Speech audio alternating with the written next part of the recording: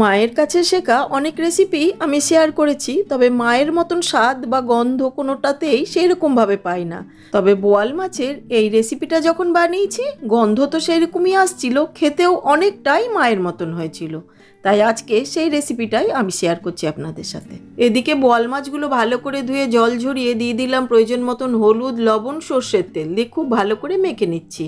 অন্যদিকে গ্যাসে কড়াইতে সর্ষের তেল গরম করে নিয়েছি, তার মধ্যে মাছগুলো একে একে দিয়ে দিলাম।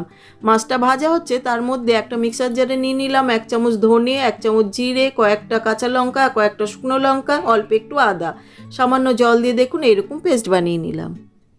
এদিকে মাছের একদিকটা ভাজা হয়ে গেছে, অপর পিঠটা উল্টে নিচ্ছি। উল্টে পাল্টে দেখুন বেশ লাল লাল করে ভেজে নিয়েছি, তুলে নিচ্ছি। এবার ওই একই তেলে দিয়ে দিলাম শুকনো লঙ্কা, তেজপাতা, গোটা জিরে, দারচিনি আর একটা ইলাচি মুখটা খুলে দিয়ে দিলাম। তার সাথে দিয়ে দিচ্ছি লম্বা পাতলা করে কেটে রাখা আলুটাকে বেশ লাল লাল করে ভেজে নিয়েছি।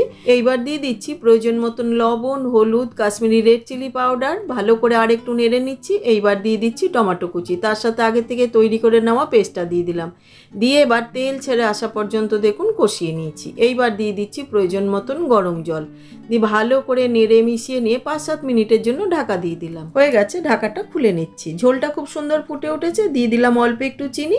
ভালো করে নেড়ে মিশিয়ে আগের থেকে ভেজে রাখা মাছগুলো দিয়ে দিচ্ছি। মাছগুলো দিয়ে না 2-3 মিনিট খুব ভালো করে জাল দিয়ে নিলাম, যাতে করে ঝোলটা মাছে চলে যায়। ব্যাস রেডি। এবার একটি প্লেটে সার্ভ করে দিচ্ছি।